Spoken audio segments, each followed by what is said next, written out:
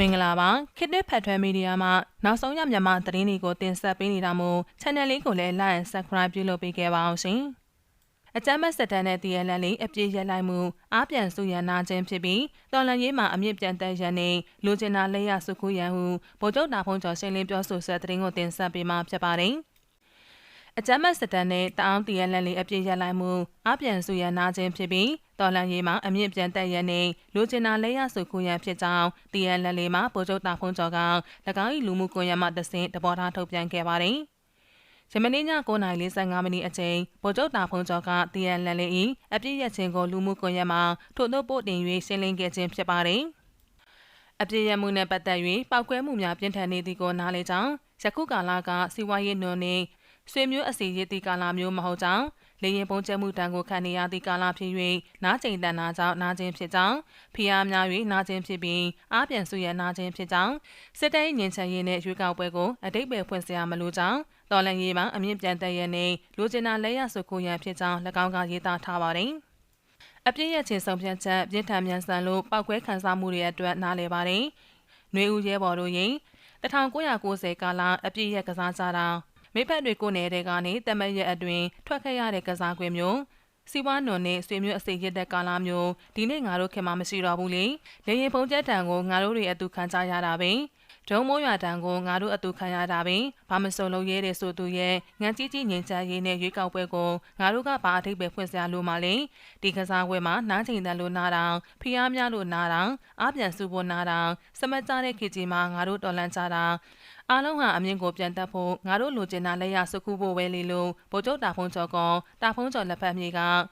ညနေပိုင်းမှာ၎င်း၏လူမှုကွန်ရက်မှာရေးသားခဲ့ပါတယ်။အော်တိုဘာလ29ရက်နေ့မှာစတင်ပြီးတရုတ်နိုင်ငံဂျာဝင်စစ်ဆက်မှုနဲ့ TNL ကတိမ့်မိတ်ထားတဲ့မိုးကုတ်နဲ့မိုးမိတ်မြို့များမှာစုခွာရန်သဘောတူညီလိုက်ပြီး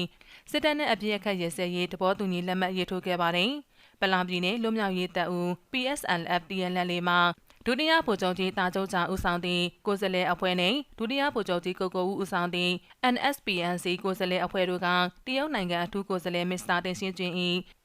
ဂျောင်းဝင်ညှိနှိုင်းမှုဖြင့်9ကြိမ်မြောက်တွေ့ဆုံဆွေးနွေးပွဲကိုတရုတ်နိုင်ငံကူမင်းမြို့မှာ2025ခုနှစ်အောက်တိုဘာလ29ရက်နေ့နဲ့အောက်တိုဘာလ24ရက်နေ့တို့မှာပြုလုပ်ခဲ့ပြီးအပြည့်ရစဲခဲ့ခြင်းဖြစ်ပါတယ်တရုတ်နိုင်ငံအထူးကိုယ်စားလှယ်ကြီး၏ဂျောင်းဝင်စစ်ဆက်ညှိနှိုင်းမှုကြောင့်နှစ်ဖက်အပြန်အလှန်ဆွေးနွေးညှိနှိုင်းမှုများပြုလုပ်နိုင်ခဲ့ပြီးတဘောသူသတ်မှတ်ထားသည့်ကာလအတွင်းမိုးကုတ်နဲ့မိုးမိတ်မြို့နယ်တို့မှTNLတပ်များပြန်လည်ဆုတ်ခွာသွားမည်ဖြစ်ကြောင်းသိရှိရပါသည်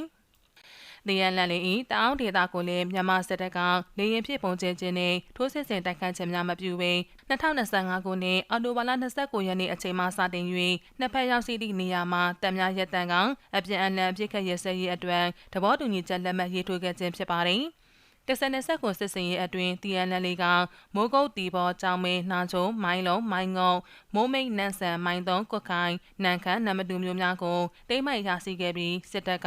နောင်ချိုကြောင်မဲတီဘောကိုပြန်လည်တိုက်ခိုက်သိမ်းပိုက်ခဲ့ပါတယ်။ဒါအပြင် TNL ကမိုးကုတ်နဲ့မိုးမိတ်မျိုးများကိုပါထပ်မံဆွလို့မီဖြစ်တာကြောင့်မိုင်းလုံမိုင်းငေါနန်ဆန်မန်းသုံးကွက်ခိုင်နန်ခမ်းနဲ့နံမတူမျိုးများသာ TNL လက်ထဲမှာကျန်ရှိတော်မူဖြစ်ပါတယ်။ဆက်လက်ပြီးကမ်ဘလူမှာပေါ်တာဆွဲဖန်ဆီးခံထားရတဲ့လူငယ်10ဦးကပြူစောတီးကျင်မောင်းကိုတိုက်ခိုက်တက်ဖြတ်ပြီးထွက်ပြေးလွတ်မြောက်ဆွဲတဲ့ကိုတင်ဆက်ပေးမှာဖြစ်ပါတယ်။စကိုင်းတိုင်းကမ်ဘလူမြို့နယ်မှာအကြမ်းမဲ့စစ်တပ်ကပေါ်တာဆွဲဖန်ဆီးလာသည့်လူငယ်10ဦးကိုအမှတ်6006တင်ကတရင်တို့ကားပြေပို့ဆောင်စဉ်အဆိုပါလူငယ်10ဦးကပြူစောတီးကျင်မောင်းကိုဝိုင်းဝန်းတိုက်ခိုက်တက်ဖြတ်ပြီးထွက်ပြေးလွတ်မြောက်ခဲ့ကြောင်းကမ်ဘလူခရိုင်အမှတ်3 PDF တရင်ထောင်လန်ရေးတာဝန်ခံကပြောဆိုပါတယ်။အော်တိုဘာလ15ရက်နေ့မှာကမ်ဘလူမြို့နယ်စဝဲနန္နာပြူစောတိစစ်စရေးဂိမ်းမှာအကြမ်းမဲ့စစ်သားများကခရီးသွားလူငယ်များကိုပေါ်တာဆွဲဖမ်းဆီးခဲ့ကြောင်းထို့သောပေါ်တာဆွဲဖမ်းဆီးခံရတဲ့လူငယ်များကိုရင်းနှီးညနေပိုင်းမှာအကြမ်းမဲ့စစ်သားများကအမှတ်6006တင်ကတရင်တို့ကားပြေပို့ဆောင်စဉ်ပြူစောတိရင်မောင်းကိုပေါ်တာဆွဲခံလူငယ်များကလန်ခရီးတနေရအယောင်ဝိုင်းဝန်းတိုက်ခိုက်ခဲ့ပြီးလေပင်ညှိနှိုက်တာကြောင့်ပြူစောတိရင်မောင်းပွဲချင်းမိတည်ဆုံခဲ့ပြီးလူငယ်10ဦးလုံးလွတ်မြောက်လာကြောင်းသိရှိရပါတယ်